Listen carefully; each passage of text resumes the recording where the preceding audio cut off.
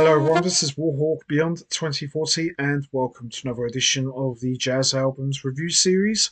And today I am going to be taking a look at two amazing albums from an incredible band that some of you may have not heard of, but they've been around for over 2 decades now and they're still going very strong to this day as we speak.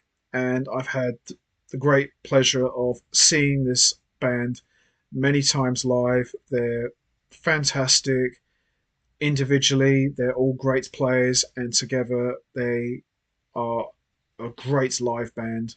And they combine lots of different styles from jazz to fusion to rock with Latin, flamenco, classical, Middle Eastern, and African influences to create a very rich and original sound.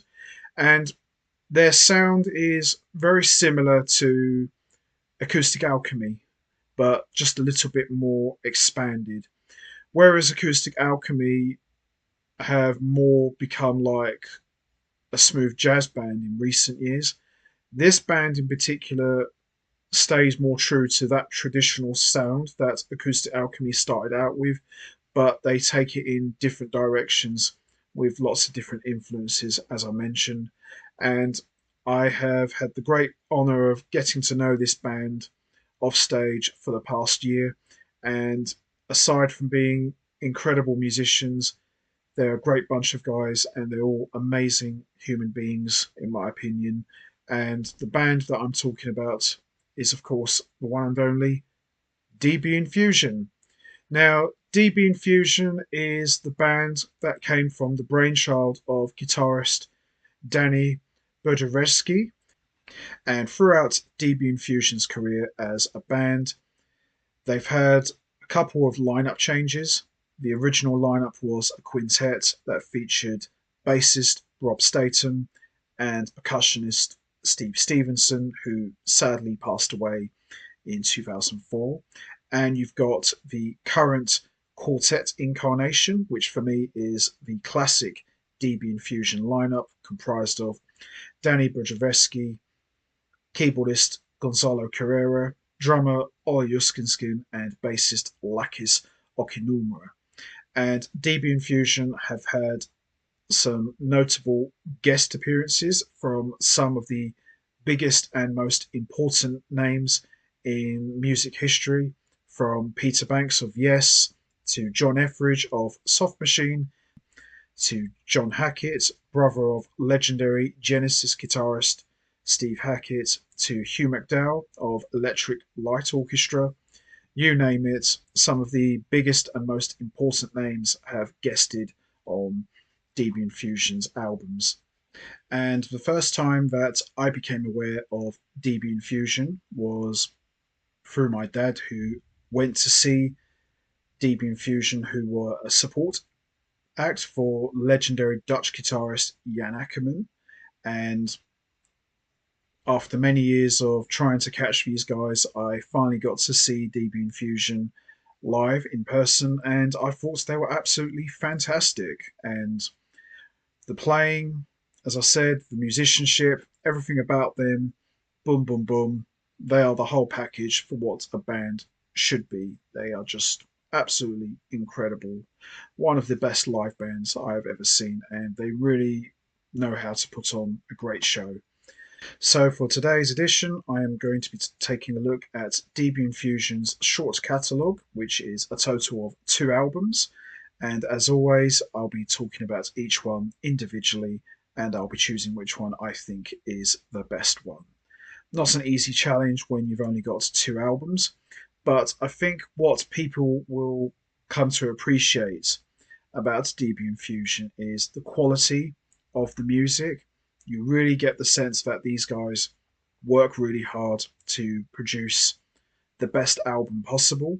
And any of these 2 albums could easily be a number one because there's so much great music to draw from. And the thing about DB-Infusion, when you hear them, within 5 seconds, you know straight away it's them because they have such a distinct sound. And as I said at the beginning, they do sound very similar to Acoustic Alchemy, but it's just a little bit different. But still, highly enjoyable. Everyone in the band are great musicians. Danny is an amazing guitarist on both electric and acoustic. Gonzalo, unbelievable keyboardist. Ollie, one of the finest drummers in the world. Lakis, a rock solid bass player. Rob Statham, the same as well, another great bass player as well. All of these guys who have played in DB-Infusion throughout their existence, they're all top shelf musicians, and it doesn't get any better than these guys. So we're going to start with the first album, which came out in 2006, and this one is called Dreamscape. So Dreamscape is the first album from DB-Infusion, and it really sets the tone for what the band are going to be all about. And it's a fantastic album. Lots of flamenco style of music, some jazz rock influences, Middle Eastern, African. It's all there. It's a great album and very enjoyable. So let's have a look, shall we? And there is the original DB-Infusion lineup, which is comprised of Danny Berdichevsky on guitars, acoustic guitars and guitar synth, Gonzalo Carerra on keyboards, Rob Statham on bass, Ollie Usiskin on drums, and Steve Stephenson on percussion. So, as I said, that's the original DB-Infusion lineup. And we've got some great guest appearances from Hugh McDowell, John Etheridge, Raphael Sarmiento, Pete Gator, Roland Sutherland. We've also got John Helliwell, David Jean Baptiste, and Mike Gibbs. So there's some pretty notable guest appearances on this album, as you can see there. And of course, a nice little tribute to the original percussionist who sadly died. So all of the compositions are written and composed by Danny Berdichevsky, and every track has got a different guest musician, and this entire album from start to finish is just excellent. So we've got Yo-Yo, which is a great opener. It's One of Those Days is another great track. Then we got the title track called Dreamscape, which features Hugh McDowell on cello and John Helliwell on saxophone. As Night Falls, which again features Hugh McDowell. Both Hugh McDowell tracks are excellent. And we've got Haunting Moods is another great track as well. Jerusalem, which is excellent, which features Roland Sutherland on flute and David Jean Baptiste on basset horn and Rabbi Gadi Zerbib on vocals and David Dadidia on taboka. Excellent track. And then we've got Roasty to Chicken, which has got Mike Gibbs on trombone and Joe Miller on trumpet. Another great track as well. Dark and Blue, which features another appearance from Hugh McDowell. Absolutely excellent. Little Drops of Rain, which is dedicated to Steve Stephenson. Beautiful track. We've got Fears is another great track as well. The Pipes Are Calling, which is another great track as well. And then we've got a trio track called Me Conchita, which features Rob Statham on bass and Gonzalo Carerra on keyboards. And we've also got Danny on classical nylon string guitar. But excellent stuff. Great album and a great debut from DB-Infusion. So there you have it. DB-Infusion Dreamscape. Excellent album. And the standout tracks for me are Me Conchita, Yo-Yo, It's One of Those Days, Dreamscape, Roasting the Chicken, and Dark and Blue, and Little Drops of Rain. But the whole album from top to bottom is just excellent stuff. And as I said, a fine debut for one of the best bands on the scene right now. So there you have it, Dreamscape. Excellent stuff. So we move on to the next album, and this one came out in 2011, and this one is called Muso and Proud. So Muso and Proud is pretty much a continuation from the band's debut Infusion recording, but it takes things to the next level, and this features some notable guest appearances. We've got Ben Coleman, Peter Banks, John Etheridge, and John Hackett, to name a few.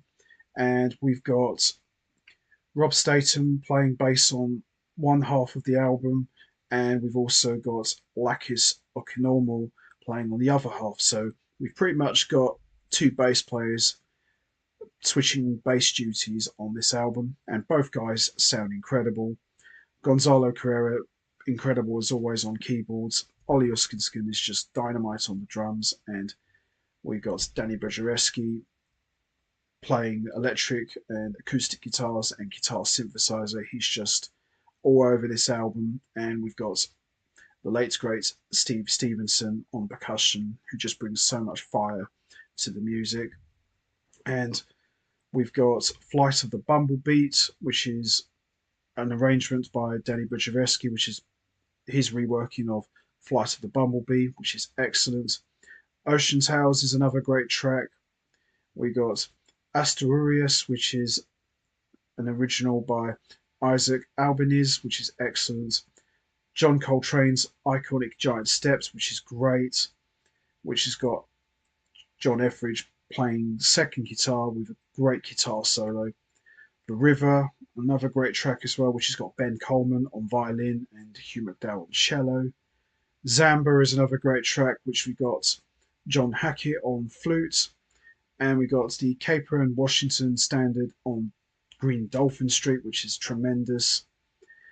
Midnight Blues is another great track. Friday's Morning is another great track as well. Bubblegum is another great track.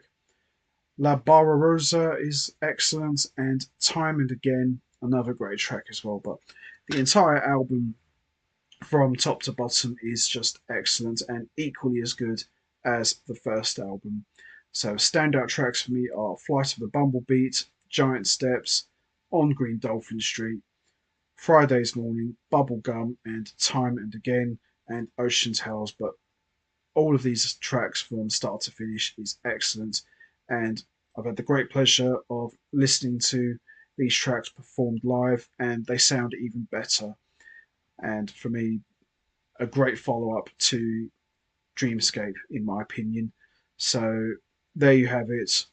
Muso and Proud, a wonderful album from one of the best bands on the scene right now. Love it. So, out of both albums, which one do I think is the best one? Dreamscape or Muso and Proud? Well, you can't really go wrong with either of them, to be honest. They're both great, but I will probably go with Muso and Proud. I just think Muso and Proud is a great album. Not saying that Dreamscape isn't, because I think that's a great album as well. But I think I enjoy this one maybe just a little bit more. But that's not taking anything away from Dreamscape. That's a fantastic album as well. But I like this one a lot. And as I said, my choice could probably change tomorrow. But as I said, you've got two albums to choose from. You can't go wrong with either of them.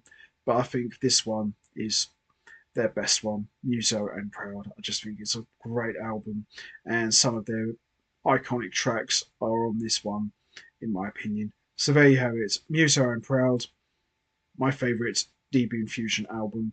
But as I said, I do enjoy Dreamscape, but I like this one, maybe just a little bit more. But can't go wrong with either of them. So there you have it, Muso and Proud. Brilliant stuff. So that's going to be it from me. I am going to wrap this up now. What's your favourite DB-Infusion album? Is it Dreamscape or Muso and Proud? There's no right or wrong answer. We all have our favourite albums. You know what to do, guys. Hit the like button, hit the subscribe button, leave your thoughts and comments down below. And I will see all of you next time for another edition of the Jazz Albums Review Series. So until then, take care, everybody, and stay safe. And once again, as always, much appreciated. Thanks for listening.